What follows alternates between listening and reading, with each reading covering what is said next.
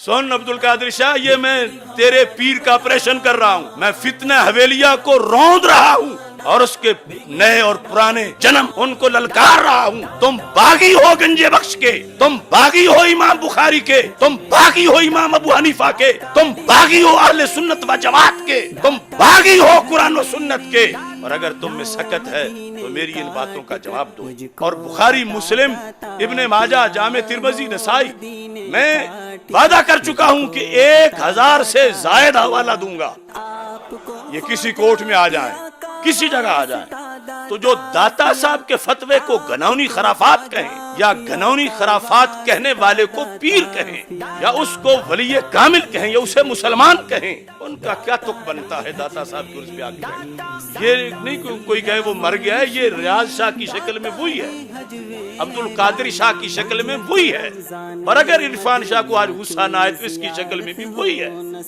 کل تک اس کی شکل میں حافظ الحدیث نظر آتے تھے۔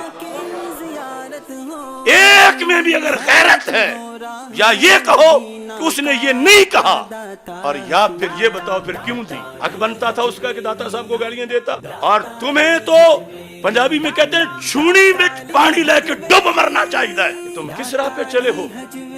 اعلی حضرت کو تم نے چھوڑا، مجدد صاحب کو چھوڑا، شیخ عبدالحق محدث دہلوی کو چھوڑا، امام فضل خیر آبادی کو چھوڑا، سیدنا مہر علی شاہ رحمت اللہ علیہم ان کو چھوڑا، اور جا کے حویلی میں داخل ہو گئے ہو۔ آج جا کے گھٹنے ٹیکنے والوں حویلیاں میں اور عبد القادر شاہ کے قدموں میں، یہی عبد القادر شاہ تمہیں بھی کبھی ناسبی کہتا تھا، اور تم کروڑ بار ہمیں کہو، میں اتنے کہوں کبھی تم بھی ہوتے تھے ناسبی، تمہیں یاد ہو کے نہ یاد ہو۔ یہ کشف المحجوب میں یا تو لکھا ہوا نہ ہو، یا غلط لکھا ہو، یا کسی نے اس کے اندر کوئی گڑبڑ کی ہو، تو بات کرو ہمارے ساتھ۔ تو یہ کیوں دھاندلی ہو رہی ہے داتا صاحب سے؟ اس سے تو سٹیج خالی رہے تو بہتر ہے، کوئی گلی سے داتا کا منگتا لا کے بٹھا دو، لیکن جو داتا کے نظریات کے قاتل ہوں کیوں بٹھاتے ہو؟ اور میں اہل سنت سے بھی کہنا چاہتی ہوں کہ کب تک آنکھیں بند رکھو گے؟ بالخصوص مدارس دینیہ کے اسٹوڈنٹس، اساتذہ، شیوخ الحدیث، مدرسین سے کہتا ہوں، اگر تمہیں پہلے پتہ نہیں تھا تو یہ تو میں نے کھول کے بتا دیا، ابھی اگلے سیمینار میں مزید بتاؤں گا، اس سے اگلے میں مزید بتاؤں گا۔ تو کیوں ایسا ہو رہا ہے؟ جو قرآن و سنت سے بغاوت کر جائے اس سیادت کا ادب باقی نہیں رہتا، پھر ادب کرنا ایک جرم بن جاتا ہے۔ اس پر بھی ہم ایک سیمینار کریں گے پورا، قرآن سے لے کر اعلی حضرت تک۔ آج یہ اتنی بڑی وارداتیں کر کے پھر لوگوں کو کہتے دیکھو جی ہمارے خلاف بولتے ہیں، تم اپنے کرتوت دیکھو، تم سیادت کی آڑ میں دین لوٹنا چاہتے ہو۔ تو ہمیں مجدد الفسانی نے بتایا ہے کہ کوئی کتنا بڑا لیبل لگا کے آ جائے، دین کے چوکیدار کا کام دین پہ پہرا دینا ہے۔ یہ جو چھوٹی چھوٹی رسالیاں لکھ رہے ہیں ان کو بخاری کا روب بھی تو نظر آئے۔ آج ایسے بھی پیر وہ کہتے ہیں وہ کون سی بخاری؟ یہ بخاری جو ساری ہے ہماری، اور جس نے سب فتنوں کی مت ماری۔ بسم اللہ الرحمن الرحیم، رب اشرح لی صدری ویسر لی امری واحلل عقدۃ من لسانی یفقہوا قولی۔ رضیت باللہ ربا وبالاسلام دینا وبمحمد صلی اللہ علیہ وسلم نبیا ورسولا۔ اللہ اکبر، اللہ اکبر، اللہ اکبر، لبیک لبیک لبیک یا رسول اللہ صلی اللہ علیہ وسلم۔ الحمدللہ رب العالمین، والصلاة والسلام علی خاتم النبیین، خاتم الانبیاء والمرسلین، خاتم النبیین والمعصومین، وعلی آلہ واصحابہ اجمعین۔ اما بعد فاعوذ باللہ من الشیطان الرجیم، بسم اللہ الرحمن الرحیم۔ یا ایہا الذین آمنوا اتقوا اللہ وَكُونُوا مَعَ الصَّادِقِينَ۔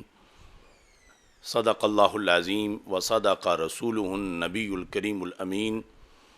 ان اللہ وملائکتہ یصلون علی النبی یا ایہا الذین آمنوا صلوا علیہ وسلموا تسلیما۔ الصلاۃ والسلام علیک یا سیدی یا رسول اللہ وعلی آلک واصحابک یا حبیب اللہ۔ अस्सलातु वस्सलामु अलैका या सय्यदी या ख़ातमन नबिय्यीन व अला आलिका व अस्हाबिका या सय्यदी या ख़ातमल मासूमीन मौला यसल्लि वसल्लिम दाइमन अबदा अला हबीबिका खैरिल खल्क़ि कुल्लिहिम मुनज़्ज़हुन अन शरीकिन फ़ी महासिनिही फ़जौहरुल हुस्नि फ़ीही गैरु मुनक़ासिमी मुहम्मदुन ताजु रुसुलिल्लाहि क़ातिबतन मुहम्मदुन सादिक़ुल अक़वालि वल कलिमी मुहम्मदुन ज़िक्रुहु रूहुल अनफुसिना मुहम्मदुन शुक्रुहु फ़र्दुन अलल उममी रब्बी सल्लि वसल्लिम दाइमन अबदा अला हबीबिका खैरिल खल्क़ि कुल्लिहिम। अल्लाह तबारक व तआला जल्ल जलालुहु व अम्मा नवालुहु व तम्मा बुरहानुहु व अज़्ज़मा शानुहु व जल्ल ज़िक्रुहु व अज़्ज़ा इस्मुहु की हम्द व सना और हुज़ूर सरवर कायनात मफ़ख़र मौजूदात ज़ीनत बज़्म कायनात दस्तगीर जहाँ गम गुसार ज़मां सय्यद सरवरां हामी बेकसां क़ाइदुल मुरसलीन ख़ातमन नबिय्यीन अहमद मुज्तबा जनाब मुहम्मद मुस्तफ़ा सल्लल्लाहु अलैहि वालिहि वसहाबिहि वबारक वसल्लम के दरबार गौहरबार में हदिया दुरूद व सलाम अर्ज़ करने के बाद अस्सलामु अलैकुम व रहमतुल्लाहि व बरकातुहू। रब्बे ज़ुल जलाल के फ़ज़ल और तौफ़ीक़ से तहरीक लब्बैक या रसूल अल्लाह सल्लल्लाहु अलैहि वसल्लम और तहरीक सिरात मुस्तकीम के ज़ेर एहतमाम हज़रत सैयदना शाह जलाल रहमहुल्लाह ताला रिसर्च सेंटर में जुमातुल मुबारक के मौका पर आज पहले अक़ाइद सैयदना दाता गंज बख्श सेमिनार का इनेकाद किया जा रहा है। मेरी दुआ है खालिक़ कायनात जल्ला जलालुहु हमें कुरान व सुन्नत का फ़हम अता फ़रमाए और अपने अकाबिर की तालीमात को समझते हुए उस पर कारबंद रहने की तौफ़ीक़ अता फ़रमाए। कुरान मजीद बुरहान रशीद में खालिक़ कायनात जल्ला जलालुहु का फ़रमान है, या अय्युहल्लज़ीना आमनुत्तक़ुल्लाह व कूनू मअस्सादिक़ीन। अल्लाह ने ईमान वालों को दो हुक्म दिए, एक तो अल्लाह से डरते रहो और दूसरा ये कि सादिकीन के साथ रहो, यानी ईमान जो ला चुके हैं इसके बाद उनके लिए दो हुक्म हैं। गैर मुस्लिमों को तो हुक्म है कि कलमा पढ़ें और जो मोमिन हैं इत्तक़ुल्लाह हर वक़्त अल्लाह से डरें। वकूनू मअस्सादिक़ीन कहा कि तुम ए ईमान वालो अल्लाह से डरो और सादिक़ीन की संगत इख्तियार करो। सादिक़ीन की संगत की फिर दो किस्में हैं, जब वो ज़ाहिरी हयात में ज़िंदा हों तो फिर उनकी सोहबत इख्तियार करो, उनकी मजलिस में बैठो, उनसे कुरान व सुन्नत पढ़ो, और जब वो दुनिया से चले जाएं तो फिर उनकी रूहानियत के ज़ेर साया उनके नज़रिए का साथ दो और उनके मिशन से अलहदगी इख्तियार ना करो, तो फिर वही अनवार व तजल्लियात मुयस्सर आते रहेंगे कि जो उनकी ज़िंदगी में थे, और निजात की ज़मानत होगी कि ये बंदा अकेला सफ़र नहीं कर रहा बल्कि सादिक़ीन के कारवां में शामिल है और ये सफ़र कर रहा है।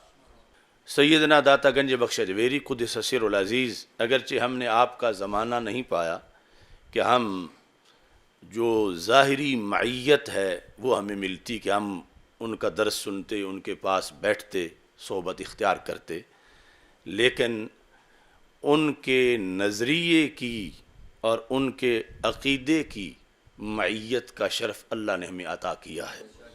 उनका अक़ीदा दो तरीके से हम तक पहुँचा, एक तो सीना बसीना और दूसरा बिलखुसूस कश्फुल महजूब के ज़रिए से कि जो तवातुर के साथ छपी और आलम इस्लाम में उसके तवातुर के साथ नुस्खे फैले और आज भी उसका एक एक लफ्ज़ और एक एक हरफ اس کے لحاظ سے متعدد نسخے ہمارے پاس موجود ہیں۔ تو اس بنیاد پر پہلے بھی ہمارے بہت سے موضوعات ہیں، اور یہ کوشش ہے کہ تمام اکابرین ان کے افکار و نظریات جو ہیں انہیں آگے پھیلایا جائے اور ان پر سیمینارز کا انعقاد کیا جائے۔ اس طرح حضرت مجدد دین و ملت اعلی حضرت امام محمد رضا خان فاضل بریلوی رحمۃ اللہ علیہ کے افکار پر 31 سیمینار ہم کر چکے ہیں، اور 32واں سیمینار انشاءاللہ 1 اکتوبر کو بکی شریف میں ہوگا۔ حضرت مجدد الفیسانی قدس سر العزیز کے افکار و نظریات کے بارے میں پہلے اگرچہ کئی پروگرام کانفرنسیں منعقد ہوتی رہیں، لیکن اب باقاعدہ افکار مجدد الفیسانی سیمینارز کا بھی افتتاح کیا جا رہا ہے، اور پہلا افکار مجدد الفیسانی سیمینار جو ہے وہ انشاءاللہ 27 ستمبر کو داتا صاحب رحمۃ اللہ علیہ کے عرس کے موقع پر یہاں مرکز صراط مستقیم میں بڑے پیمانے پر اس کا انعقاد کیا جائے گا۔ 27 ستمبر، پہلے ہمارا خیال تھا 26 کا، چونکہ عرس 26، 27 اور 28 کو ہے، تو درمیانہ جو دن ہے 27، اس میں رات کے وقت مغرب کے بعد اس کا انعقاد ہوگا۔ تو آج عقائد گنج بخش سیمینار کا یہ پہلا سیشن ہے، یعنی پہلا سیمینار، اور ہم عرس سے پہلے 3 سیمینار انشاءاللہ مکمل کریں گے، یعنی دوسرا عقائد گنج بخش سیمینار انشاءاللہ ہم منگل کو منعقد کریں گے، اور تیسرا آئندہ جمعے کو انشاءاللہ منعقد کریں گے۔ اور یہ اس لیے ہے کہ داتا صاحب رحمۃ اللہ علیہ کے عرس کے موقع پر کئی ایسے طبقے ہیں جن کا داتا صاحب سے کوئی تعلق ہی نہیں، اور وہ داتا صاحب کے عرس کے اندر شریک ہوتے ہیں۔ ایک تو وہ ڈھول ڈمکوں والا طبقہ ہے، ناچ گانے والا، چلو وہ تو مسجد اور دربار سے باہر رہتے ہیں۔ دوسرا طبقہ، اس میں پھر 2 قسمیں ہیں، ایک تو عوام ہے، سب کا حق ہے کہ وہ حق بات آ کے سنیں، لیکن تیسرے نمبر پہ سٹیج ہے، جو عرس کی تقریبات کا مرکزی سٹیج ہے، اس میں نصف سے زائد وہ پیر بیٹھے ہوتے ہیں جو داتا صاحب سے باغی ہیں۔ ایسے خطیب، ایسے نقیب وہاں چڑھے ہوتے ہیں کہ جن کا نظریہ داتا صاحب کے بارے میں تبرعی نظریہ ہے معاذ اللہ، اور اس کی طرف کسی کا دھیان ہی نہیں۔ اب وہ شخص کتنا بیزار ہوگا کہ جس پر کفر اور بدعت کا فتویٰ لگانے والا اس کے پاس آ کے مہمان بن کے بیٹھا ہوا ہو۔ تو ہمارے عقیدہ کے مطابق اللہ کے ولی قبروں میں زندہ ہیں، اور یہ جو لوگ بدعقیدہ روافظ کی بی ٹیم، چلو روافظ تو وہ گامے شاہ میں بیٹھے ہیں، یہ بی ٹیم جو سٹیج پر آ کر بیٹھ کر اعلانیہ جن کے نظریات پورا سال داتا صاحب کے خلاف بولنا ہے، خلاف کا یہ مطلب نہیں کہ داتا صاحب کا نام لے کر، جو کچھ داتا صاحب لکھ گئے اس کے خلاف بولنا ہے، اور پھر سٹیج پہ آ کے صدارت کرنا ہے یا تقریر کرنا ہے۔ تو اس بنیاد پر ہم یہ پورے ڈاکومنٹس کے ساتھ یہ حقائق سامنے رکھنا چاہتے ہیں کہ ٹھیک ہے، کسی نے سننا ہے آ کے سنیں، بیٹھے گلی میں، باہر یا عوام میں، لیکن سٹیج پر اور پھر تقریر کا حق اسے دیا جائے، صدارت وہ کرے جو داتا صاحب کے مشن کا خادم ہو اور داتا صاحب کے عقائد و نظریات پر پورا کاربند ہو۔ دوسری طرف ہمارے ملک میں ایک فتنہ اٹھا جس کا نام ہے فتنہ حویلیاں۔ فتنہ حویلیاں، اس کا بانی تو مر گیا ہے، لیکن اس فتنے نے آگے ترقی کی۔ اب اس کا یہ مطلب نہیں جو ترقی کرے وہ سچا بھی ہوتا ہے، وہ تو قادیانی بھی پوری دنیا میں پھیلتے پھرتے ہیں اور جہنمی بھی ہیں، انہیں پیسہ ملا بیرونی، اور انہوں نے درگاہوں کو خریدنا شروع کیا۔ اور وہ فتنہ کہ جس کے بیٹے کے خلاف کبھی ہمارے سیدوں نے جا کے مناظرے کیے، اور بالآخر آج اسی فتنے کی قبر پہ جا کے حاضری دے کے اسے خراج تحسین پیش کیا، وہاں سے جبہ لیا جسے وہ جبہ خلافت کہہ رہے ہیں، اور پھر اس فتنے کی برانچز ہیں، ایک کا نام عبد القادر شاہ ہے، ایک کا نام ریاض شاہ ہے، اور اسی طرح عرفان شاہ اور دوسرے، یہ سارے اس فتنہ حویلیہ کی برانچز ہیں۔ وہ فتنہ حویلیہ جیسے قرآن و سنت کا باغی تھا، سب سے پہلے انہوں نے بغاوت مجدد دین و ملت اعلی حضرت امام محمد رضا فاضل بریلوی رحمۃ اللہ علیہ سے کی، یہاں تک کہ اس کے ماننے والے نے اس کو اعلی حضرت کہا، اس کا نام ہے محمود شاہ، اعلی حضرت کا۔ پھر چلتے چلتے اب تو اس کو مجدد الفسانی بھی کہنے لگے، اور اب جو جنریشن ہے ان کے سامنے اس کا نام اب ہے تحریک عظمت آل و اصحاب رضی اللہ تعالیٰ عنہ۔ یہ جو کچھ پیروں نے مل کر بنائی ہے، اس فتنہ حویلیاں کے مطابق جو تعظیم سادات ہے، جو تعظیم اہل بیت ہے، اور جو عقیدہ رکھنا چاہیے اس فتنہ حویلیاں کے لحاظ سے صحابہ کے بارے میں، اس پر آج یہ سارے پڑھے لکھے کاربند ہو گئے ہیں۔ جب یہ جو عبد القادر شاہ کے پاس جا کے جنہوں نے بیعت کی بیٹھے، یا ریاض شاہ، یا اس کے اور بھی کئی روپ ہیں، یہ سب فکر اعلی حضرت سے ہٹ کر فتنہ حویلیاں پر گئے۔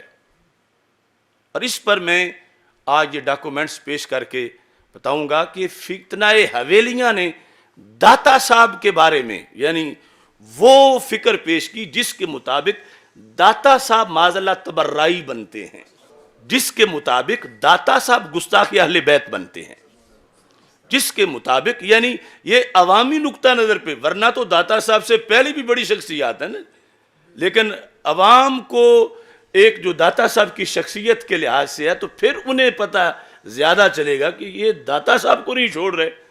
داتا صاحب کے بارے میں گستاخ اہل بیت کا نظریہ جن کتابوں میں لکھا ہوا ہے، یہ اصل وہ کتابیں، اور پھر داتا صاحب نے کشف المحجوب میں کیا لکھا ہے، اور پہلے قرآن و سنت میں کیا ہے۔ آج کے سیمینار میں صرف ایک مسئلے پہ بحث ہوگی عقائد گنج بخش میں سے، وہ ہے نکاح سیدہ ام کلثوم رضی اللہ تعالی عنہا۔ نکاح سیدہ ام کلثوم رضی اللہ تعالی عنہا، سیدہ ام کلثوم رضی اللہ تعالی عنہا یہ مولا علی رضی اللہ تعالی عنہ کی صاحبزادی ہیں، اور کسی زوجہ سے نہیں، سیدہ فاطمہ طیبہ طاہرہ رضی اللہ تعالی عنہا سے یہ پیدا ہوئی، اور پھر ان کا نکاح حضرت عمر فاروق رضی اللہ تعالی عنہ کے ساتھ کیا گیا، اور ان سے پھر حضرت زید بن عمر پیدا ہوئے۔ یہ اہل سنت کی 14 صدیوں کی ایک حقیقت ہے۔ روافض تو اس کو مانتے ہی نہیں، چونکہ وہ یہ اگر مان جائیں تو ان کے پورے مذہب پہ چھری چلتی ہے، یعنی وہ تو آپس میں دشمن بنا کے پیش کرتے ہیں، اور انہیں تو مطلب ہے اگر یوں ہوتا کہ حضرت سیدنا عمر رضی اللہ تعالی عنہ کی بیٹی حضرت مولا علی رضی اللہ تعالی عنہ کے عقد نکاح میں ہوتی تو یہ بات بھی ان کے لیے برداشت سے باہر تھی۔ تو اب یہ کہ سیدنا علی رضی اللہ تعالی عنہ کی دختر نیک اختر حضرت عمر رضی اللہ تعالی عنہ کے نکاح میں ہوں، یہ تو ان کے لیے قیامت ہے۔ لیکن ان کے بعض لوگوں نے اس انداز میں تسلیم بھی کیا کہ یہ جبرن کیا گیا معاذ اللہ۔ تیسرا فرقہ ہے فتنہ حویلیاں، جو بظاہر اپنے آپ کو سنی کہتے ہیں، لیکن اہل بیت اطہار رضی اللہ تعالی عنہم کی محبت کا اور تعظیم کا ایک ایسا نظریہ پیش کرتے ہیں کہ جس نظریے کے مطابق جمہور اہل سنت گستاخ بنتے ہیں معاذ اللہ، اور وہ پوری سپورٹ روافض کو جاتی ہے، یعنی روافض کی یہ بی ٹیم ہے، اور ان کے ذریعے سے پوری امت پر فتویٰ لگ رہا ہے، جن کے مظالم کا آج کسی کو پتہ نہیں، اور انہیں ان کے پچھلوں کو، اور پھر اب آ کے جو گر رہے ہیں وہاں جا کے گند کے اندر، یہ اس سب کا نام پھر تحریک عظمت آل و اصحاب رکھا جا رہا ہے۔ اب اس سلسلہ میں بنیادی طور پر جو مسئلہ زیر بحث آیا وہ یہ تھا کہ سیدہ کا نکاح غیر سید کے ساتھ، بشرطے کہ سیدہ خود چاہے، بشرطے کہ وہ غیر سید ان پڑھ نہ ہو، بہت بڑا عالم ہو، تو کیا سیدہ کا اس مشروط طریقے سے غیر سید کے ساتھ نکاح ہو سکتا ہے یا نہیں ہو سکتا؟ تو یہ اہل سنت کے نزدیک فقہ حنفی میں ہے، پوری 14 صدیوں میں ہے کہ شرف علم شرف نسب سے زیادہ ہے، تو مشروط طریقے سے اس نکاح کو جائز کہا گیا۔ اگرچہ ہم آج بھی فتویٰ دینے میں کہتے ہیں کہ احتیاط کی جائے، اور پھر اس کے بہت سے قواعد و ضوابط ہیں، مگر ایک ہے نفس مسئلہ کیا ہے۔ تو اس پر فتنہ حویلیہ کے بانی محمود شاہ نے پہلے یہ ایک کتاب لکھی جس کا نام ہے ہدایت المومنین فی تعظیم سید العالمین۔ یہ چھوٹا سا رسالہ، اگرچہ اس کے لکھنے کے لحاظ سے کچھ تاریخ میں آگے پیچھے کا فرق ہو، میں اس کی ترتیب حجم کے لحاظ سے پیش کر رہا ہوں کہ یہ پھر اس سے تھوڑی سی بڑی کتاب ہے اور یہ اس سے بڑی کتاب۔ پہلے یہ لکھا اس سلسلہ کے اندر مطلقاً یہ، اور اس کے علاوہ جو کچھ بھی اس کے فتاویٰ ہیں، کہ سیدہ کا اس شرط میں بھی مشروط طریقے سے کہ جب وہ اس پہ جبر نہیں کیا جا رہا، وہ خود چاہتی ہیں، اور دوسری طرف جن سے کیا جا رہا ہے وہ اگرچہ سید نہیں مگر بہت پارسا پاک باز اور بہت بڑے عالم دین ہیں، تو انہوں نے فتنہ حویلیہ میں یہ لکھا کہ یہ نکاح حرام ہے۔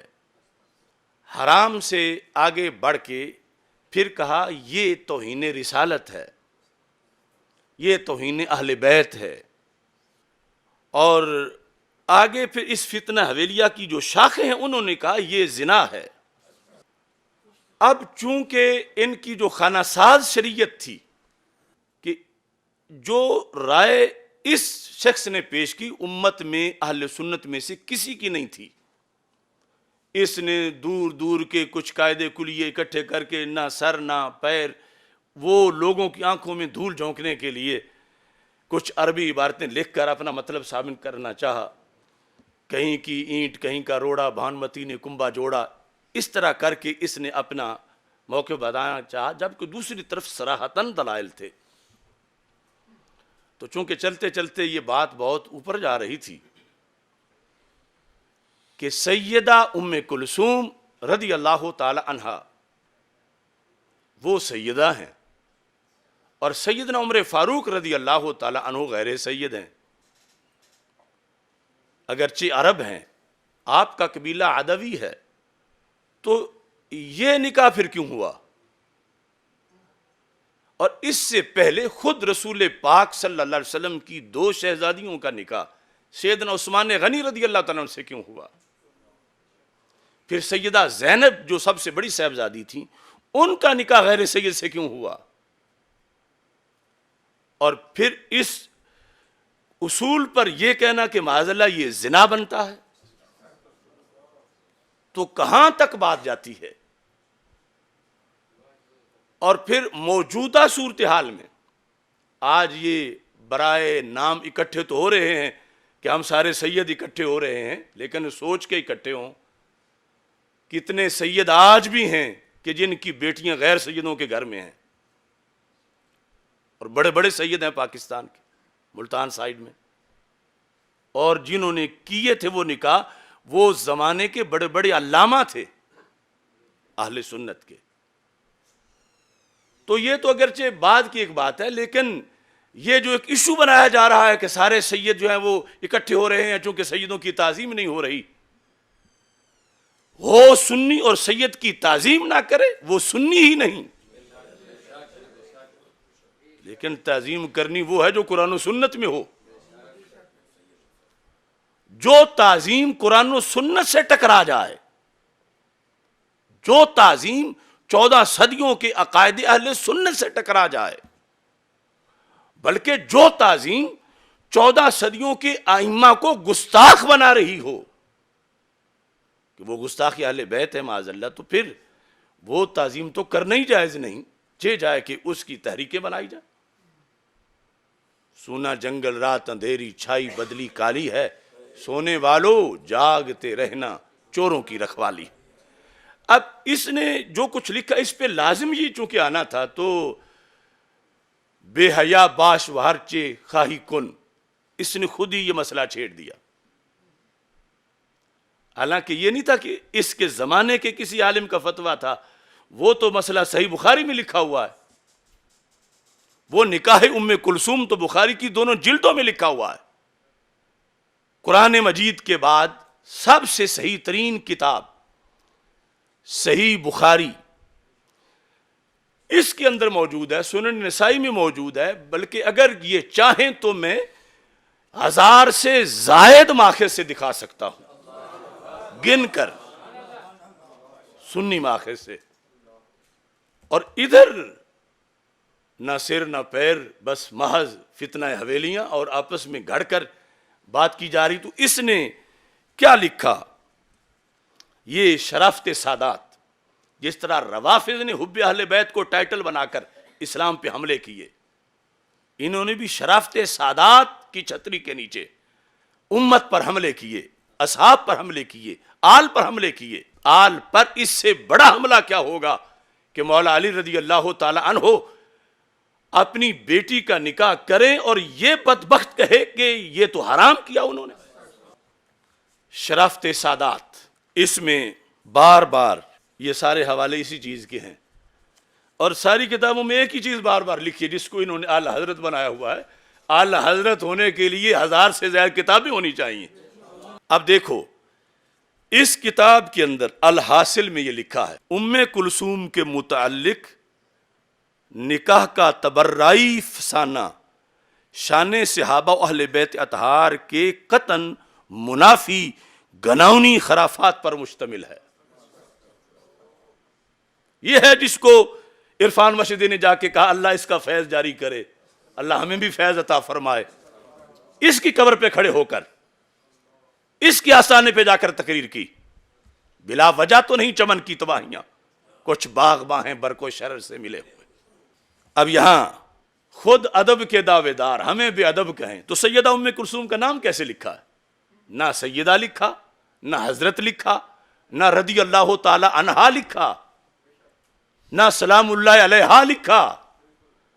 آخر یہ اس ذات کی بیٹی ہیں جن کو تم سلام اللہ علیہا کہلواتے ہو کہ ضرور کہو رضی اللہ تعالی عنہا ہیں، وہ سلام اللہ علیہا ہیں، تو ان کی جو صاحبزادی ہیں، کہتے ہیں کہ ام کلثوم کے متعلق نکاح کا تبرعی فسانہ شان صحابہ و اہل بیت، یہاں بھی رضی اللہ تعالی عنہم نہیں لکھا، اطہار کے قطعاً منافی ہے، یعنی یہ نکاح ماننا آل کی شان کے منافی ہے۔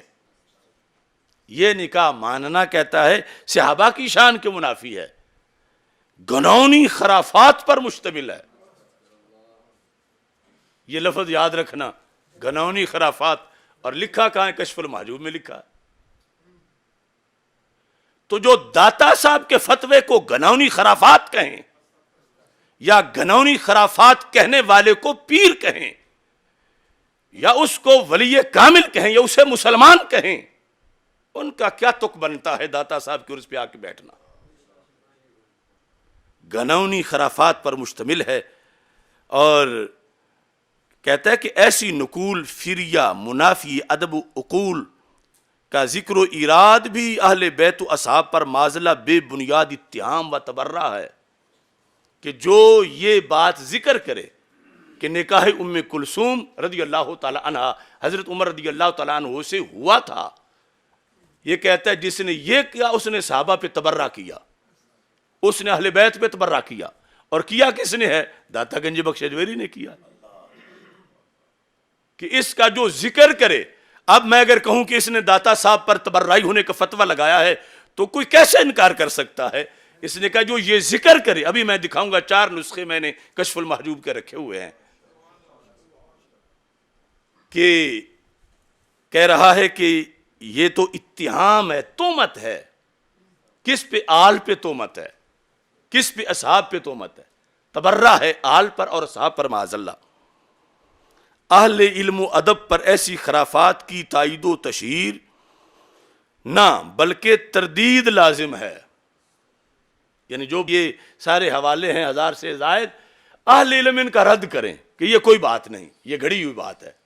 جو داتا صاحب نے لکھا اس کا رد کریں کہ یہ گھڑی ہوئی بات ہے. صرف بات یہی نہیں رکی، اس سے اگلی جو کتاب ہے مقام السنیہ، اس کے صفحہ نمبر 290 اور 291 پر لکھتا ہے باقی رہا ام کلثوم بنت علی. یہاں بھی نہیں لکھا حضرت، یہاں بھی سیدہ نہیں لکھا. ام کلثوم بنت علی کا مہین و مضطرب بے اصل محض فسانہ کی نقل. مہین کا معنی اہانت کرنے والی بات، یعنی یہ ماننا، اور مضطرب کے ثابت ہی نہیں، اور مضطرب پڑھیں یا مضطرب دونوں پڑھ سکتے ہیں، اور بے اصل محض فسانہ کی نقل اڑانے والے. اب پتہ ہے اس کو کہ یہ نکاح ام کلثوم مانتے ہیں، یہ سنی ہے، سنی مان کے پھر رد کر رہا ہے اور کہتا ہے یہ نقلی سنی ہے. یعنی داتا صاحب، امام بخاری، یہ سارے، وہ کہتا ہے کہ کیا ہے، اگرچہ دعوی سنیت کرتے ہیں، اگرچہ، تو یہ اسے پتا ہے کہ جو وہ رد کر رہا ہے روافض کا مذہب نہیں ہے، جو رد کر رہا ہے خوارج کا مذہب نہیں ہے، جو رد کر رہا ہے جس چیز کو وہ نواسب کا مذہب نہیں ہے، وہ مذہب اہل سنت اپنائے ہوئے ہیں اور 14 صدیوں میں اپنائے ہوئے ہیں. تو کہتا ہے کہ اگرچہ دعوی سنیت کرتے ہیں مگر دراصل یہ بدترین تبرہ ہے. جو کشف المحجوب میں لکھا گیا کہ اگرچہ یہ دعوی سنیت کرتے ہیں، چونکہ داتا صاحب رحمۃ اللہ علیہ نے کشف المحجوب میں کم از کم 6 جگہ پر اپنا اہل سنت ہونا لکھا ہے، وہ ہم اگلے سیمینار میں اس کے حوالے دیں گے. تو اب اس نے کہتا ہے مگر دراصل یہ بدترین تبرہ ہے جسے ہوا دی جا رہی ہے. ہم علماء اہل سنت پر اس کا رد کرنا واجب ہے. خود سنی بنتا، ہم علماء اہل سنت پر، جبکہ بد سے بدتر شر کا موجب بن رہا ہے. یعنی چونکہ اگر نکاح ام کلثوم مانا جائے رضی اللہ تعالیٰ عنہما تو پھر رفض نہیں چل سکتا، اور پھر یہ جعلی محبت اہل بیت نہیں چل سکتی. تو وہ کہتا ہے کہ یہ شر کا موجب بن رہا ہے، یہ جو بات پھیل رہی ہے، حالانکہ 14 صدیوں میں سے آئی ہے، تو اب اس نے کیا پھیلنا، وہ تو شروع سے آ رہی ہے. کہتا ہے کہ یہ ماننا کیا ہے، اہل بیت اور صحابہ کی تنقیص ہے. یعنی صحابہ کا نام تو ویسے وہ رسمن ساتھ ذکر کر رہا ہے، اہل بیت و صحابہ کی تنقیص ہے اور شدید توہین ہے، و ایذا کا موجب ہو رہا ہے. تو یہ ہمیشہ جب کسی برے کو، بالخصوص یہ رفض کے ٹولے کو، کسی نے آگے سے ٹوکا کہ تم غلط کر رہے ہو، تو فٹ فتویٰ اس پہ توہین اور بے ادبی کا ہی لگا. جو اللہ کے فضل سے ہم بھی ان لوگوں سے یہ اعزاز حاصل کر چکے ہیں. لازم ہے کہ اپنا عقیدہ صحیح ہو، اس سے خیال کرنا بھی صحیح نہیں کہ مجھے لوگ کیا کہہ رہے ہیں، چونکہ یہ بات تو انہوں نے معاذ اللہ حضرت آدم علیہ السلام کے خلاف بھی لکھ دی کہ ان کو جنت سے نکالا گیا تھا بغض اہل بیت کی وجہ سے. اب پیچھے بچے گا کیا؟ تو اب یہاں اس کے ساتھ پھر کہتا ہے یہ کہاں کی سنیت ہے. تو پتہ چلا کہ ضربیں اہل سنت کو ہی مار رہا تھا. اور آج کے بے عقل اندھے سنی سمجھیں جو اس کے چرنوں میں پھر چرتے پھر رہے ہیں اور ایک نیا فتنہ پاکستان میں پیدا کرنا چاہتے ہیں، ٹائٹل حب اہل بیت کا دے کر، حب صحابہ، حب اہل عظمت صحابہ کا ٹائٹل دے کر. وہ کہہ رہے یہ کہاں کی سنیت ہے جو بخاری نے لکھ دیا، یہ کہاں کی حنفیت ہے جو داتا صاحب نے لکھ دیا. دونوں لفظ بولے، کہاں کی سنیت و حنفیت ہے.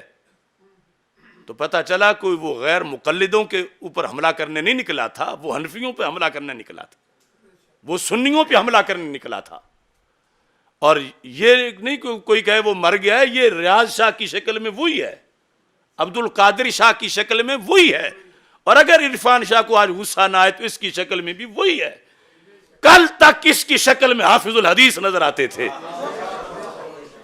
اور اس کو اپنے کرتوت دیکھنے چاہیے۔ یہ لفظ میں کبھی بھی نہ بولتا، اگرچہ ہمیں لاکھوں گالیاں دیتے۔ جو عقیدے قرآن و سنت سے بغاوت کر جائے اس سیادت کا ادب باقی نہیں رہتا،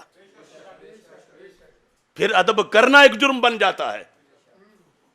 اس پر بھی ہم ایک سیمینار کریں گے پورا، قرآن سے لے کر اعلی حضرت تک۔ آج یہ اتنی بڑی وارداتیں کر کے پھر لوگوں کو کہتے دیکھو جی ہمارے خلاف بولتے ہیں، تم اپنے کرتوت دیکھو، تم سیادت کی آڑ میں دین لوٹنا چاہتے ہو۔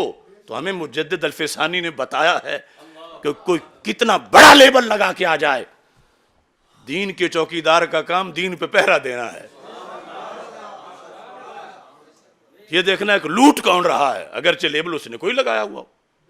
استاذ کا ادب ہے، پیر کا ادب ہے، لیکن جب شریعت چھوڑ جائے استاذ، اب تو آپ ایک بندے کو نماز شروع کرائیں، وہ نماز نہیں پڑھتا تھا مثال کے طور پر، آپ اسے نماز کا سبق دیں، وہ نماز یاد کر لے، نماز پڑھنا شروع کر دے، پارسا بن جائے، حاجی بن جائے، تہجد پڑھے، اور 10 سال بعد آپ کہیں چونکہ میں نے تجھے پڑھائی تھی نا نماز، میں نے نمازی بنایا تھا نا، تجھے تو آتے کچھ نہیں تھا، میں نے تجھے سورہ فاتحہ یاد کروائی تھی، لہذا اب میرے کہنے پر تو نے ننگے نماز پڑھنی ہے، اور تو نے قبلے کی مخالف سمت میں کھڑے ہو کے نماز پڑھنی ہے، قبلے کی طرف تو نے منہ نہیں کرنا۔ اب یہ جو نمازی ہے کیا اب اس کی بات مانے گا؟ اگر اللہ کو منانا چاہتا ہے، اگر اللہ کے رسول علیہ السلام کو منانا چاہتا ہے، اگر جنت جانا چاہتا ہے، تو یہ نہیں دیکھے گا یہ کل کا میرا استاذ ہے اور کل کا میرا پیر ہے، بلکہ یہ دیکھے گا کہ آج اس کی صورتحال کیا ہے، کہ یہ نماز میں میرے کپڑے اتروانا چاہتا ہے، یہ قبلے سے میرا منہ ہٹا کے مجھے دوسری طرف پڑھانا چاہتا ہے۔ اب جو ڈٹ گیا کہ میں کپڑے نہیں اتاروں گا، میں قبلہ نہیں بدلوں گا، یہ ہے وفا شعار۔ اب اسے کوئی نہ کہے کہ اپنے استاد کی نہیں مان رہا، اپنے پیر کی نہیں مان رہا۔ یہ استاد پیر کا مرتبہ قرآن و سنت کے تابع ہے، اور جو ان سے بغاوت کر جائے پھر پیچھے کوئی حیثیت باقی نہیں رہ جاتی۔ اب یہاں اگلے لفظ اس کے کہتا ہم اہل سنت و جماعت کو اس کی شدید تردید لازم ہے، نہ کہ تائید۔ اور پھر کہتا ہے کہ یہ جو نکاح ام کلثوم کی تم بات کرتے ہو، کہتا ہے کہ یہ تو ایک عام انسان کے بارے میں ماننا بہت بڑا عیب ہے، تم حضرت عمر رضی اللہ تعالیٰ عنہ کے بارے میں کیسے مان رہے ہو؟ ایک عام انسان کے بارے میں یہ ماننا، ایسی بات اس طرح کرے، یہ تم مولا علی رضی اللہ تعالیٰ عنہ کے بارے میں کیسے مان رہے ہو کہ انہوں نے رشتہ دے دیا؟ لکھتا ہے اسے مانا جائے تو صحابیت چھوڑ کسی اچھی انسانی سیرت کا صحابہ کبار پر اعتقاد کا معاذ اللہ محل ہی نہیں رہ سکتا۔ اب یہ اس کے خرافات تھے جو ابتداء اس لیے ذکر کر رہا ہوں کہ کوئی یہ نہ کہے کہ تم بلا وجہ چڑھائی کر رہے ہو، بات تو ہے ہی کوئی نہیں، ہوا تو چوری تو ہوئی کوئی نہیں، ڈاکہ تو ہوا ہی نہیں، تم ایسے ایف آئی آر کٹ رہے ہو۔ تو یہ انہی کی چھپی ہوئی کتابیں ہیں، اور اس کے بیٹے بھی زندہ ہیں اور خلیفے بھی زندہ ہیں۔ وہ عبد القادر شاہ، سن عبد القادر شاہ، یہ میں تیرے پیر کا آپریشن کر رہا ہوں، میں فتنہ حویلیہ کو روند رہا ہوں، اور اس کے نئے اور پرانے جنم ان کو للکار رہا ہوں۔ تم باغی ہو گنجے بخش کے، تم باغی ہو امام بخاری کے، تم باغی ہو امام ابو حنیفہ کے، تم باغی ہو اہل سنت و جماعت کے، تم باغی ہو قرآن و سنت کے، اور اگر تم میں سکت ہے تو میری ان باتوں کا جواب دو، اور اگر نہیں تو پھر محبت اہل بیت کے نام پر لوگوں کو گمراہ کرنا چھوڑ دو۔ محبت اہل بیت وہ ہے جو کشف المحجوب میں داتا گنج بخش نے سکھائی ہے۔ اب اس میں سب سے پہلے یعنی بات چلی کہاں سے ہے، یہ صحیح بخاری شریف اچھی طرح دیکھ لیں۔ کچھ آج ایسے بھی پیر وہ کہتے ہیں وہ کون سی بخاری، یہ بخاری جو ساری ہے ہماری اور جس نے سب فتنوں کی مت ماری، یہ صحیح بخاری۔ اس کے اندر پہلی جلد دیکھو تو اس میں بھی یہ موجود ہے۔ یہ جو چھاپا ہے بڑے سائز کا، میں نے یہ سامنے رکھا کہ کم از کم یہ جو چھوٹی چھوٹی رسالیاں لکھ رہے ہیں ان کو بخاری کا روب بھی تو نظر آئے۔ 403 صفحہ پہلی جلد کا اور دوسری جلد کا صفحہ 582، یہ ہے صحیح بخاری، یہ صحیح بخاری ہے۔ اور اس کے ان دونوں حصوں کے اندر نکاح سیدہ ام کلثوم رضی اللہ تعالی عنہا ثابت ہے۔ کون ام کلثوم؟ سیدنا علی المرتضی رضی اللہ تعالی عنہ کی صاحبزادی جو سیدہ فاطمۃ الزہرا رضی اللہ تعالی عنہا سے پیدا ہوئیں۔ کس کے ساتھ کیا گیا؟ حضرت عمر بن خطاب امیر المومنین خلیفہ دوم رضی اللہ تعالی عنہ کے ساتھ یہ نکاح کیا گیا، صحیح بخاری کی صحیح سند کے ساتھ۔ یعنی یہ جو بات کریں اس کی تو کوئی سند ہی نہیں، وہ فتنہ حویلیہ جو کر رہا ہے وہ سب کچھ بے سنتا ہے بندیالوی صاحب کی رائے کے مطابق، اور یہ ہے سند۔ ہم سند پر قائم ہیں، دین سند پر قائم ہے۔ اور بخاری، مسلم، ابن ماجہ، جامع ترمذی، نسائی، میں وعدہ کر چکا ہوں کہ 1000 سے زائد حوالہ دوں گا۔ یہ کسی کوٹ میں آ جائیں، کسی جگہ آ جائیں۔ کونوا مع الصادقین، اس لیے رب نے فرمایا ہے کہ بڑے چلے بھی جائیں اور چھوٹے چھوٹے ہوں۔ یہ بڑے بڑے برج جو ہیں آستانوں پہ براجمان، اب ہماری ان کے سامنے بظاہر کیا حیثیت ہے، لیکن یہ حق ہے جو بولتا ہے، کیونکہ یہ کتابیں ہمارے پاس ہیں، قرآن ہمارے پاس ہے، اور اس دلیل کے سامنے یہ برج سارے ریت کی دیواریں ثابت ہو رہے ہیں۔ اب یہاں پر دیکھیے لکھا ہے، یہاں بھی باب ہے، باب حمل النساء الکرب الی الناس فی الغزو۔ جنگ جاری ہو تو وہاں پر مومنات بھی آئے ہوں کہ تاکہ ہم غازیوں کو پانی پلائیں، اور مشکیزیں بھر بھر کے میدان جنگ میں لا رہی ہوں۔ اس کا باب یہ پہلی جلد میں ہے۔ دوسری جلد میں جو 582 صفحے پہ ہے وہ ہے باب ذکر ام سلیت رضی اللہ تعالی عنہ۔ وہ چونکہ ان کا بھی ذکر آتا ہے، اصل میں موضوع یہ تھا کہ بڑی اچھی اچھی چادریں آئیں حضرت عمر رضی اللہ تعالیٰ عنہ کے زمانے میں، اور انہوں نے وہ چادریں صحابیات میں تقسیم کی، ایک باقی رہ گئی۔ فقال له بعض من عنده یا امیر المومنین، تو حضرت عمر رضی اللہ تعالی عنہ نے بھی فیصلہ کرنا تھا کہ یہ ایک کسے دوں، ایک چادر جو رہ گئی ہے۔ تو جو پاس بیٹھے ہوئے تھے انہوں نے کہا امیر المومنین یہ ہم بتاتے ہیں کسے دو، آتی ھذا بنت رسول اللہ صلی اللہ علیہ وسلم۔ حضرت ام کلثوم رضی اللہ تعالی عنہا کو بنت رسول کہا جا رہا ہے۔ حضرت فاطمہ رضی اللہ تعالی عنہا کی جو بیٹی ہیں، شہزادی ہیں، تو ان کی امی چونکہ بنت رسول ہیں تو یہ بھی بنت رسول ہیں۔ تو انہوں نے کہا پاس بیٹھے ہوئے صحابہ نے، آتی ھذا بنت رسول اللہ صلی اللہ علیہ وسلم التی عندک۔ عمر جو آپ کے عقد نکاح میں بنت رسول صلی اللہ علیہ وسلم ہے، یہ چادر آپ ان کو دے دیں، ان کا اعزاز ہے۔ لفظ بنت رسول التی عندک جو آپ کے پاس ہیں، یعنی آپ کے عقد نکاح میں ہیں۔ ساتھ یہی وضاحت ہے، یریدون ام کلثوم، یریدون ام کلثوم، کہنے والوں کا ارادہ کیا تھا؟ نام پہلے اجمالاً اب نام آ گیا کہ وہ سب مراد لے رہے تھے کہ حضرت ام کلثوم رضی اللہ تعالیٰ عنہا کو دے دیں. کون ام کلثوم؟ بنت علی.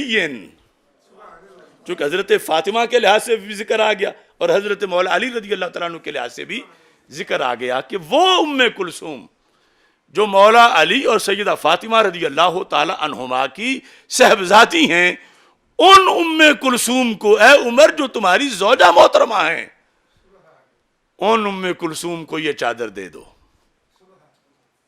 یہ تجویز پیش کی گئی. لیکن عدالت عمر ہے. حالانکہ جب رشتہ مانگا تھا تو وہ الفاظ بھی میں پیش کروں گا کہ کس نیت سے مانگا تھا، کہ آل کی کتنی عظمت پیش نظر تھی کہ مجھے کوئی نفسانی خواہش نہیں، میں تو قیامت کے دن کا سہارا بنانا چاہتا ہوں. اور یہاں چونکہ بحیثیت امیر المومنین رعایا کے اندر چیز تقسیم کر رہے ہیں تو کہا میں دوں گا، لیکن میرٹ پہ دوں گا. کون سا میرٹ؟ دین کے لیے خدمت کس کی زیادہ ہے؟ یعنی دین کے لیے خدمات جس نے زیادہ پیش کی میں اسے دوں گا. تو کہتے ہیں فقال عمر ام سلیط احق کو، حضرت ام سلیط کا حق زیادہ بنتا ہے. وہ ام سلیط من نساء الانصار، یہ انصاری عورت تھیں. اب یہ نہیں کہ سادات کی عظمت ہے تو ہر جہت میں ہی جو بھی معاملہ ہو ادھر کا ہی فیصلہ کیا جائے، اور یہ کوئی تنقیص بھی نہیں، یہ عدالت عمر ہے. اور وہ چادر اگرچہ جو تم کہتے ہو میرے گھر ہی جانی ہے، لیکن میں ام سلیط کو دوں گا. کون تھی وہ؟ کہا انصار میں سے، انصاری خواتین میں سے وہ ممن با یا رسول اللہ صلی اللہ علیہ وسلم، جنہوں نے رسول اکرم صلی اللہ علیہ وسلم کے ساتھ بیعت کی تھی. فَإِنَّهَا كَانَتْ تَزْخِرُ لَنَا الْكِرَبَ يَوْمَ اُحُدٍ، احد والے دن یہ مشکیزیں بھر بھر کے پشت پہ اٹھا کے لاتی رہی. یہ ہے میرٹ دین میں، اس جہت میں بھی. فرمایا احد والے دن ام سلیط کا کردار تھا. جب تیر لگنے تھے، تلواریں لگنی تھیں، تو ام سلیط گھر نہیں بیٹھیں. ام سلیط مشکیزیں اپنی پشت پہ اٹھا اٹھا کے غازیوں، مجاہدوں اور زخمیوں کو پانی پلاتی رہیں. میں سمجھتا ہوں کہ ان کا اعزاز ہے آج یہ چادر ان کو دے دی جائے. یہ حدیث کا مختصر خلاصہ ہے. دوسری طرف بھی چونکہ وہ تو باب یا باب ذکر ام سلیط، تو چونکہ حدیث میں حضرت ام کلثوم رضی اللہ تعالی عنہا کا بھی ذکر ہے، حضرت ام سلیط رضی اللہ تعالی عنہا کا بھی ذکر ہے، تو امام بخاری کا یہ کمال ہے کہ ایک ہی حدیث کو کئی ابواب میں ذکر کرتے ہیں، کیونکہ جس جگہ جو مسئلہ ثابت ہو رہا ہو اس جگہ اس مسئلے کا ذکر کر دیتے ہیں. اب یہاں چونکہ بات چل رہی ہے پہلی جلد میں کہ خواتین بھی پردے کے اندر رہ کر جہاد میں حصہ لے سکتی ہیں، اور اس جہاد کی بڑی عظمت ہے، تو اس بنیاد پر یہاں بھی ذکر کیا اور دوسرے مقام پر بھی اس کو ذکر فرمایا. اب دیکھو وہ لفظ تمہارے ذہن میں ہونے چاہیے جو اس نے کہا کہ خرافاتی تبرعی لوگ توہین، شدید توہین کرتے ہیں جب یہ کہتے ہیں. تو ایک تو یہ سارے راوی جو پکے ٹھکے سچے سچے امام بخاری کے استاد، دادا استاد، پردادا استاد، وہ سارے یہ روایت کر رہے ہیں، صحابہ، تابعین، اور دوسرا پھر بعد کے ائمہ مجتہدین اور سارے مختلف فقہ کے اندر جو اس کا تذکرہ آیا. اور یہ حویلیوں میں بیٹھ کر جسے پتہ ہی نہیں ہے کہ جہان ہے کیا، علم ہے کیا. وہ کسی نے کہا تھا نا ایک مجدد صاحب کو کہ کچھ لوگ کہتے ہیں امام اعظم ابو حنیفہ کو صرف 17 حدیثیں آتی ہیں. تو آپ نے فرمایا مت ماری گئی اس بندے کی، چوں آن کرمیں کہ در سنگے نہاست زمین و آسمان او ہماست. جو یہ کہتا ہے کہ امام صاحب کو 17 حدیثیں آتی ہیں، یہ وہ کیڑا ہے کہاں جو پتھر کے اندر بند ہے. زندگی بھر باہر نکلنا تو نصیب ہی نہیں ہوا کہ دیکھے کہ پتھر سے اوپر آسمان اونچا کتنا ہے. وہ پتھر میں بند ہے تو سمجھتا ہے یہی زمین ہے، یہ ساتھ ہی آسمان ہے.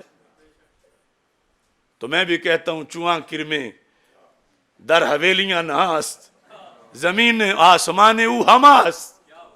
وہ 14 صدی کو دیکھ ہی نہیں رہا کہ دین کیا ہے، کہ جن سورسز سے اگر بخاری مسلم کے سورسز نہ ہوتے، یہ سندیں نہ ہوتی، یہ راوی نہ ہوتے، تو قرآن کی تفسیر کیسے پہنچتی، دین کیسے پہنچتا. تو اب دیکھو حملہ پورے دین پر ہے.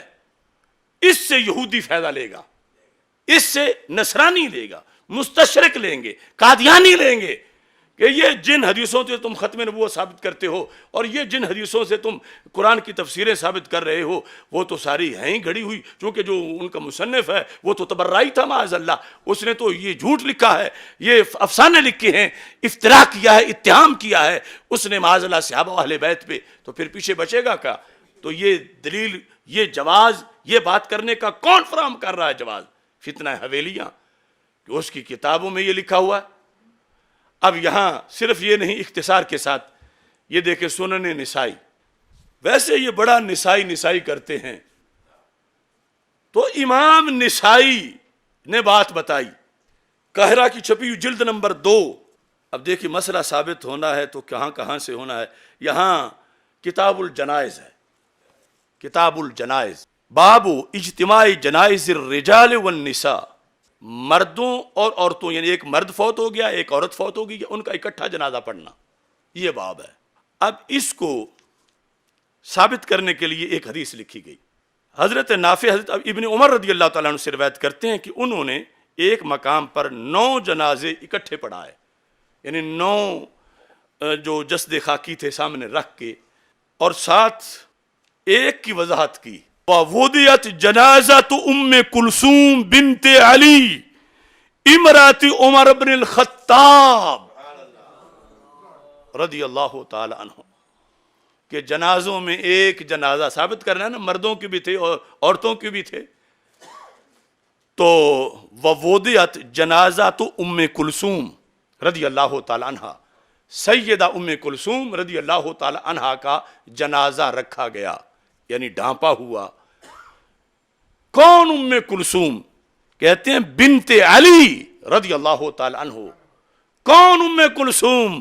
امرات عمر بن الخطاب، حضرت عمر بن خطاب رضی اللہ تعالی عنہا کی زوجہ محترمہ. جس طرح ولدیت بھی ذکر کی جاتی ہے، شوہر کا نام بھی ذکر کیا جاتا ہے، تو دونوں ذکر کیے. 1977 نمبر حدیث ہے جس میں اس چیز کا ذکر کیا گیا، اور جنازے پہ جا کے تو مور لگ جاتی ہے نا، کہ جنازے کے وقت جس کی اہلیہ کہا جا رہا ہو، جنازے کے وقت. اب اس کے ساتھ اگر آپ علم کلام کو دیکھیں، فقہ کو دیکھیں، اور ایک کمپیریٹیولی چاروں فقہ جو ان کو دیکھیں، تو ہر طرف یہی بات ہے سوائے فتنہ حویلیاں کے. چھوٹی سی حویلی ہے، یہ المغنی ابن قدامہ کی جلد نمبر 9 صفحہ نمبر 393، اس کے اندر نکاح کے باب میں ہے. کیا لکھا ہے؟ وَزَوَّاجَ، ایک ہوتا ہے تزواجہ، وہ ہوتا ہے اپنی کسی کے ساتھ شادی کرنا، ایک ہے زواجہ، یہ تفعیل اور تفاعل میں فرق ہے.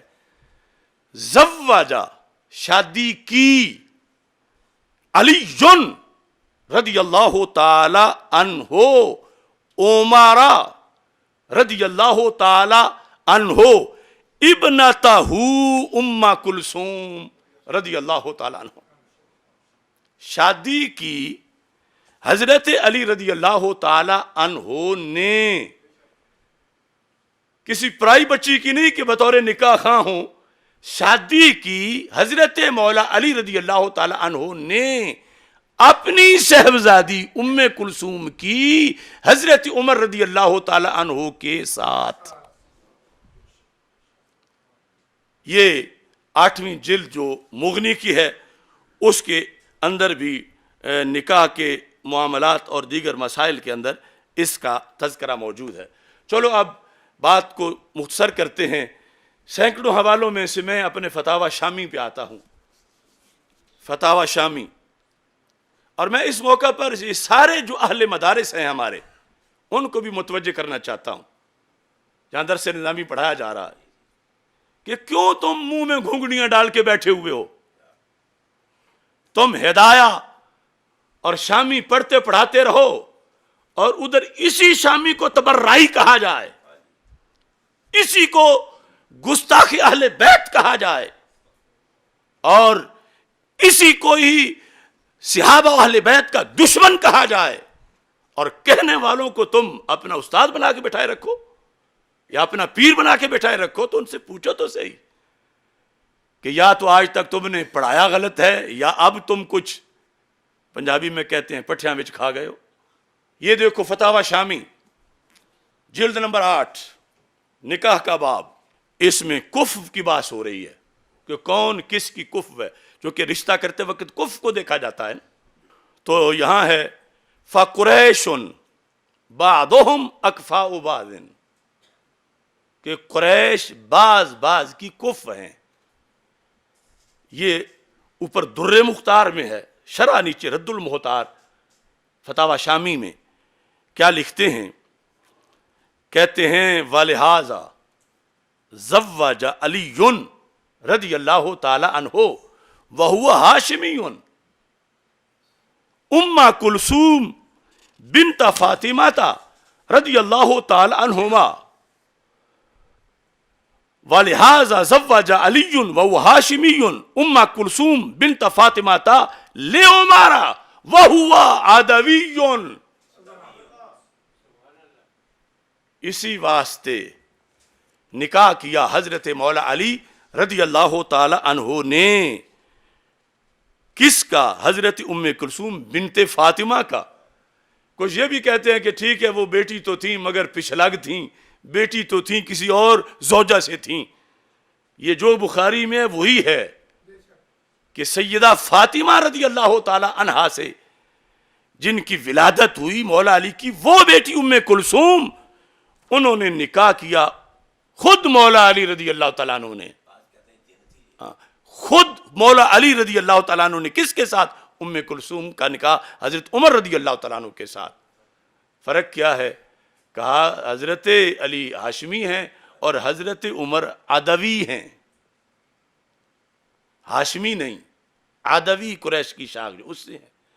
اور ایسے ہی پھر جامع الرموز جو ہماری فقہ حنفی کی کتاب ہے، اس کے اندر یہ ایسے لکھا ہوا ہے۔ تو میں جو کہہ رہا ہوں کوئی لے گا تو 1000 سے زائد حوالے دوں گا، تو میں اپنی بات پہ قائم ہوں، مگر ہم حویلیاں کے فتنہ کو آگے نہیں بڑھنے دیں گے۔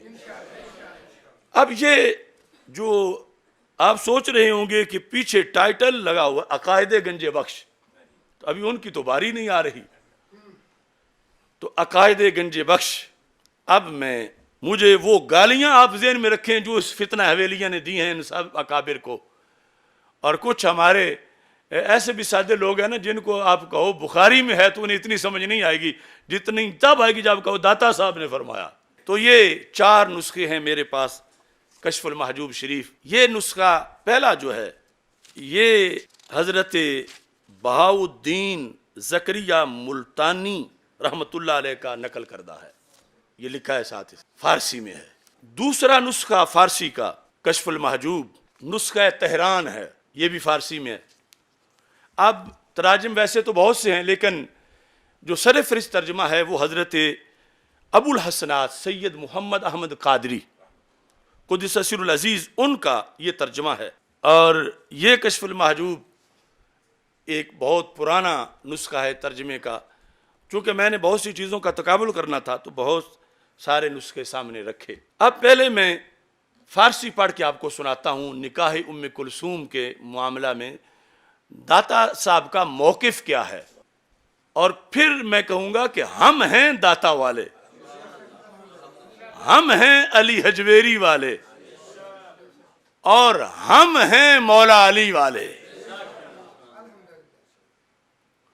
کشف المحجوب شریف صفحہ نمبر 408، باب آداب فی التزویج والتجرید، نکاح کرنا یا نہ کرنا، اس کے بارے میں آداب۔ یعنی اس سے یہ پتہ چلتا ہے نا کہ داتا صاحب کے ساتھ گامے شاہ والوں کا کیا تعلق ہے۔ ان کا کام بھنگ گھوٹنا ہے، داتا صاحب کا کام قرآن و سنت بتانا ہے. وہ اندر خبر است، خبر کہتے ہیں حدیث شریف کو. اب داتا صاحب نے فرمایا اندر خبر است، تو آج ہماری ڈیوٹی تھی کہ ہم سامنے دکھائیں کہ یہ وہ خبر ہے. داتا صاحب لکھ گئے اندر خبر است، تو داتا کا پیچھے علمبردار وہ ہے جو دنیا کو بتائے کہ داتا کی رمز کیا ہے. وہ اندر خبر است، وہ کون سی خبر ہے؟ یعنی یہ اخباروں میں چھپی ہوئی نہیں، یہ خبر بمعنی حدیث ہے، کہ حدیث کے اندر ہے. جو ابھی تک ہم نے اس کا ایک منظر آپ کے سامنے حدیث اور پھر فقہ سے پیش کیا. اندر خبر است کہ عمر بن خطاب رضی اللہ تعالی عنہ مر ام کلثوم رضی اللہ تعالی عنہا را کہ دختر فاطمہ بنت محمد مصطفیٰ صلی اللہ علیہ وسلم و رضی اللہ تعالی عنہما خطبہ کرد. یہاں تک ایک جملہ مکمل ہوا، اور اتنا تو فارسی میں آپ کو پتہ چل گیا. حضرت عمر کا نام بھی آیا ہے رضی اللہ تعالیٰ عنہ، حضرت ام کلثوم رضی اللہ تعالیٰ عنہا کا بھی نام آیا ہے، اور پھر حضرت ام کلثوم رضی اللہ تعالیٰ عنہا کا تعارف بھی آیا ہے. کون؟ ام کلثوم بنت محمد مصطفیٰ، دختر فاطمہ بنت محمد مصطفیٰ، کہ سیدہ فاطمہ رضی اللہ تعالی عنہا کی بیٹی، وہ سیدہ فاطمہ رضی اللہ تعالی عنہا جو دختر رسول صلی اللہ علیہ وسلم ہیں. اب اس کا ترجمہ چلو میں سیدوں سے ہی کر کے ان کو بتا دیتا ہوں، شاید کہ تیرے دل میں اتر جائے میری بات. یہ سید صاحب 528 صفحے پہ اس کا ترجمہ کرتے ہیں. ابھی عرس ہو رہا ہے تو سارے زائرین یہ خرید کے لے جائیں سٹیج پر، اور میں مطالبہ کر رہا ہوں اوقاف سے کہ داتا صاحب کی ذات پہ ظلم نہ کرو، داتا صاحب کے باغیوں کو سٹیج پہ مت بیٹھنے دو. میں آپ کو ایک فارم بنا کے دیتا ہوں کہ داتا صاحب کا یہ عقیدہ ہے، جو پیر آئے اس سے فل کرواؤ، اور جو نہیں کرتا تو اسے واپس بھیجو کہ کہیں جا کے بیٹھ جاؤ. تم اس اہل نہیں کہ تم داتا کے سٹیج پہ بیٹھو، داتا سے بغاوت بھی کرو اور پھر یہاں کے تم بیٹھو. کشف المحجوب یہ کہتے ہیں ترجمے، اور حدیث میں ہے کہ حضرت عمر بن خطاب رضی اللہ تعالی عنہ نے حضرت ام کلثوم بنت سیدہ زہرا رضی اللہ تعالی عنہا سے نکاح کی درخواست ان کے والد حضرت علی کرم اللہ وجہہ سے کی. خطبہ کا لفظ ہے، نکاح کا پیغام بھیجنا، رشتہ چاہنا. خطبہ ایک ہوتا خطبہ، تو صرف زیر کا فرق ہے، خطبہ. اچھا جی، از پدرش علی بن ابی طالب رضی اللہ تعالیٰ عنہ، یہ جو آخری لفظ ہیں کہ کن کی طرف نکاح کا پیغام بھیجا؟ حضرت ام کلثوم رضی اللہ تعالیٰ عنہ کے ابا جان حضرت مولا علی رضی اللہ تعالیٰ عنہ سے یہ چاہا. رضی اللہ عنہ و کرم اللہ وجہ دونوں لکھے داتا صاحب نے. یہاں جملہ ختم ہو. علی گفت، مولا علی رضی اللہ تعالیٰ عنہ نے فرمایا، او بس خردست و تو مرد پیری و مرا نیت آست کہ او را ببرادر زادہ خود خواہم داد عبداللہ بن جعفر رضی اللہ تعالیٰ عنہما. یہ کیا ترجمہ لکھتے ہیں؟ حضرت علی رضی اللہ تعالیٰ عنہ کرم اللہ وجہہ نے جواب دیا کہ وہ صغیرہ ہے، یعنی حضرت ام کلثوم رضی اللہ تعالیٰ عنہ، اور آپ معمر ہیں، اور میرا خیال ہے کہ میں اپنے بھتیجے عمر بن جعفر سے ان کا نکاح کروں. اب اتنا فرق آ جاتا ہے کہ وہاں فارسی میں لکھا ہے عبداللہ بن جعفر اور یہاں ترجمے میں لکھا ہے عمر بن جعفر. بہرحال بھتیجے کے لحاظ سے یہ کہا کہ میرا ان کے بارے میں خیال ہے. اب یہاں بھی روافض کی ایک شرارت ہے، مطلب عمر چھوٹی تھی مگر اتنی چھوٹی نہیں تھی کہ قابل نکاح ہی نہ ہوں، ورنہ پھر وہ دوسرا آپشن کیوں ذکر کرتے کہ میں یہ چاہتا ہوں کہ میں اپنے بھتیجے کے ساتھ ان کی شادی کروں. یعنی یہ جو ویسے عمر کا فرق تھا وہ بتانا مقصود تھا کہ آپ کی عمر میں اور ان کی عمر میں بہت زیادہ فرق ہے. اچھا، اب حضرت عمر رضی اللہ تعالی عنہ نے پیغام بھیجا. عمر کس فرستاد، کسی کو بھیجا.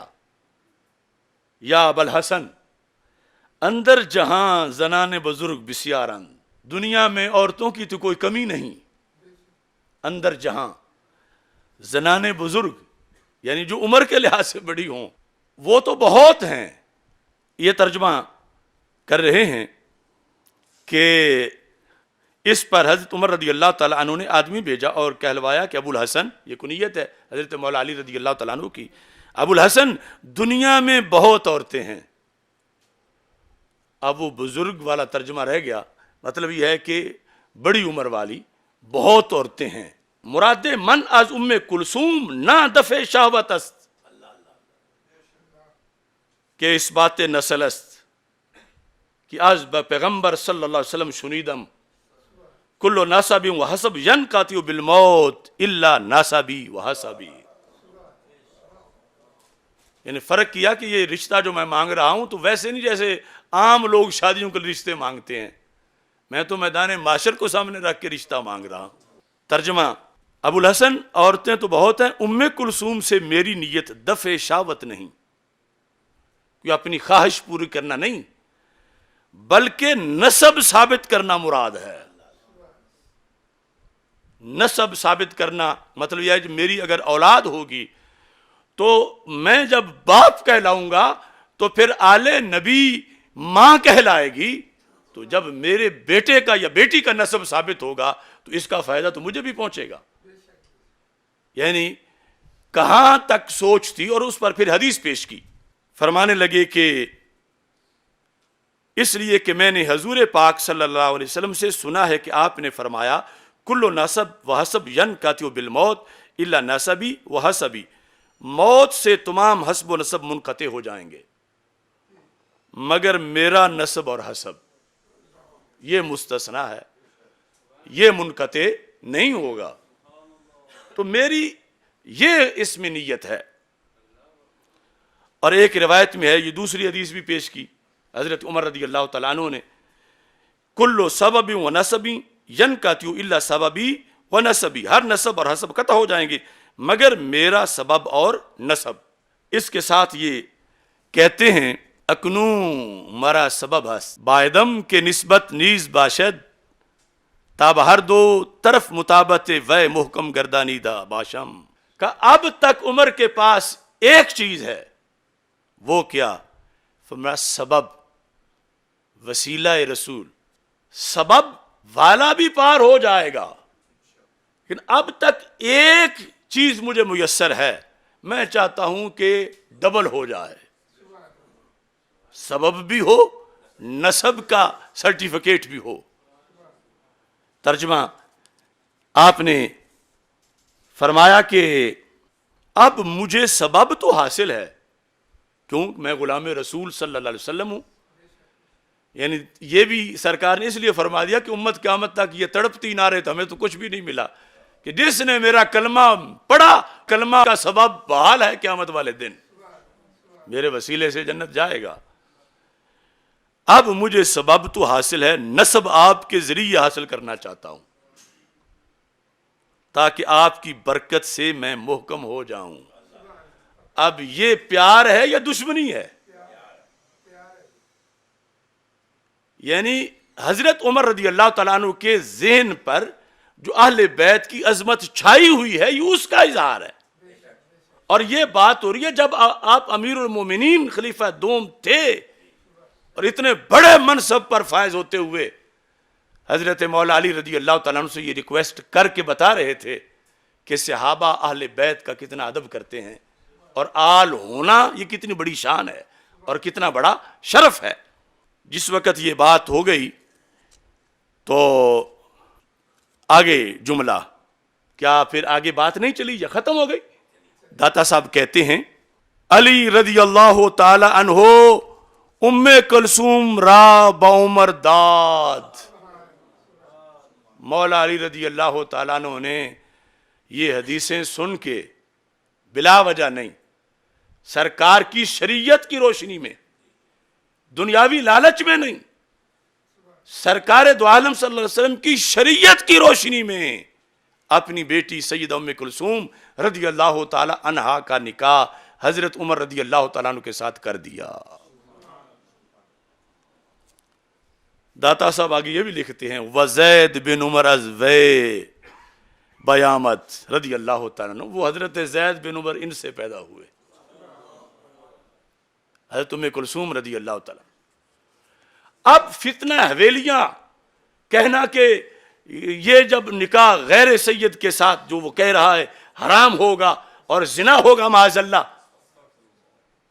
تو گستاخی تو یہ ہے، اور دین سے بغاوت یہ ہے، اسلاف سے بغاوت یہ ہے، 1.5 اینٹ کی مسجد یہ ہے، اور دین کا 14 صدیوں کی شاہراہ اور صراط مستقیم وہ ہے جو داتا صاحب نے بتائی ہے اور ہم نے آج اللہ کے فضل سے بیان کری ہے۔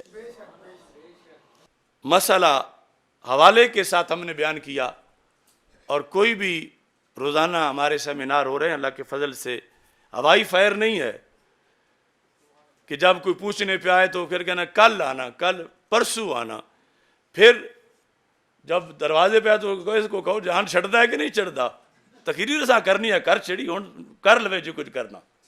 ایسے بھی ہمارے بڑے بڑے خطیب ہیں جو کہتے تقریر یہ ہے کہ یہ ہم نے پورا اس پہ بس سے مطالعہ کیا ہے، ہزاروں حوالہ جات پیش کر سکتے ہیں، جب دینا ایک بھی پڑ جائے تو ایک بھی نہیں دکھا سکتے۔ یہ روزانہ وہ ہوائی فائرنگ کرتے پھر رہے ہیں۔ تو یہ میں نے مرض بتایا، مرض کا مرض ہونا ثابت کیا، بتایا کا مطلب ہے کہ وہ کہاں پایا گیا ہے، پھر دلائل دیے کہ وہ واقعی مرض ہے، وہ صحت نہیں۔ آج ضروری ہے کہ اس مرض کا علاج کیا جائے، اور علاج داتا والے ہی کر سکتے ہیں، علاج مولا علی والے ہی کر سکتے ہیں، اور جو کمینے مولا علی پر الزام لگا رہے ہیں کہ انہوں نے معاذ اللہ ثم معاذ اللہ ثم معاذ اللہ ثم معاذ اللہ کہ وہ حرام کاری کا باعث بنے، ان کا منہ ہے کہ یہ حال کہلوائے مولا علی کی؟ یہ جہنمی لوگ ہیں، ان کو پہچانو۔ یہ فتنہ ابن سبا نئے روپ میں آیا ہے کہ ساری امت کے اکابر کتب حقائق کو مسخ کر کے حب علی رضی اللہ تعالیٰ عنہ اور حب اہل بیت رضی اللہ تعالیٰ عنہ کا ٹائٹل لگا کے یہ وارداتیں کر رہے ہیں۔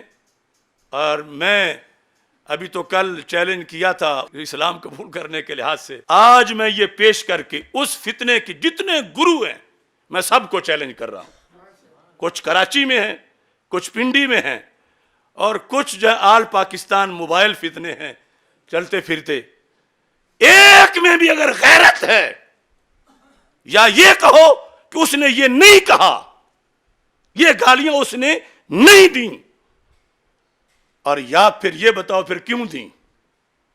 حق بنتا تھا اس کا کہ داتا صاحب کو گالیاں دیتا؟ اور تمہیں تو پنجابی میں کہتے ہیں چھونی وچ پانی لے کے ڈب مرنا چاہیے کہ تم کس راہ پہ چلے ہو۔ اعلی حضرت کو تم نے چھوڑا، مجدد صاحب کو چھوڑا، شیخ عبدالحق محدث دہلوی کو چھوڑا، امام فضلہ خیر آبادی کو چھوڑا، سیدنا مہر علی شاہ رحمت اللہ علیہم ان کو چھوڑا، اور جا کے ایک حویلی میں داخل ہو گئے ہو۔ آج لے ان کی پناہ، آج مدد مانگ ان سے، کل نہ مانیں گے قیامت کو اگر مان گیا۔ اب اس کا جواب نہیں آئے گا، میں غیب نہیں جانتا، مگر یہ بازو میرے آزمائے ہوئے۔ وہ کہیں گے دیکھو یہ ناسبی بول رہا ہے، یہ گستاخ بول رہا ہے۔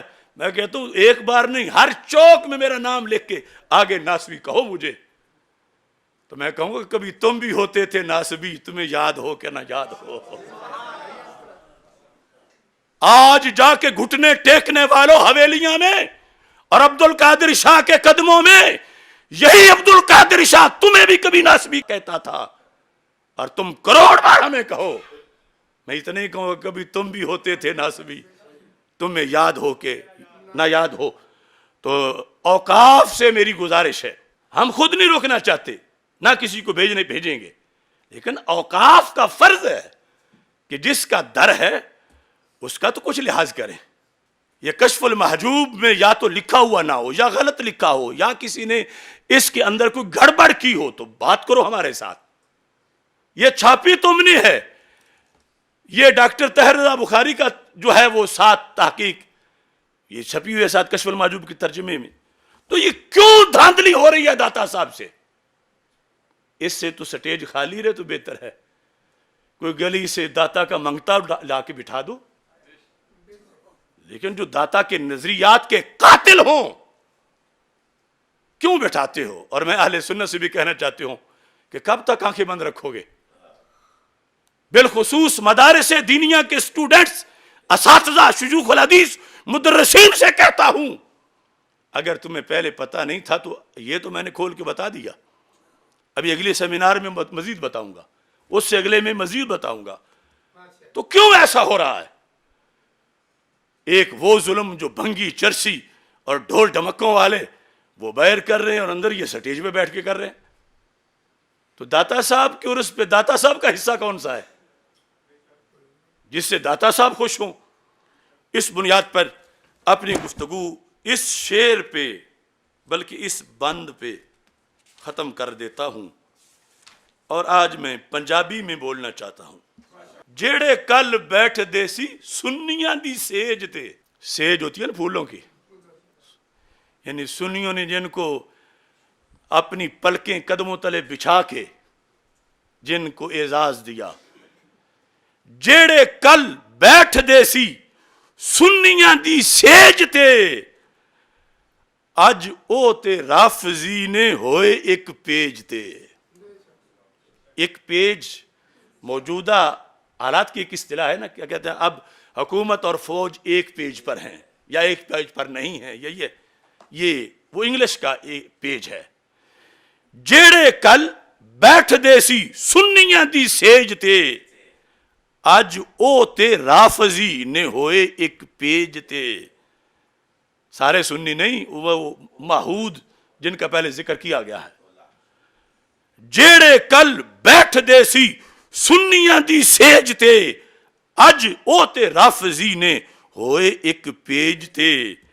گامے شادہ مسلک جنہ من لیا ہے ہن کی لیندے نے او داتا دی سٹیج تے. جیڑے کل بیٹھ دیسی سنیاں دی سیج تے اج او تے رافضی نے ہوئے ایک پیج تے. گامے شادہ مسلک جنہ من لیا ہے ہن کی لیندے نے او داتا دے سٹیج تے. لہذا یہ پیغام ہے اوقاف کے لیے اور اس کی یہ دلیلیں ہیں. اور جہاں انہیں ضرورت ہو ان سب کو بلا کے لائن میں لگائیں. ادب پھر کر لیں گے جب یہ ٹھیک ہو جائیں گے. آپ جہاں یہ گرے ہوئے ہیں ان کو لائن میں لگائیں، پچھلوں پہلوں کو سب کو.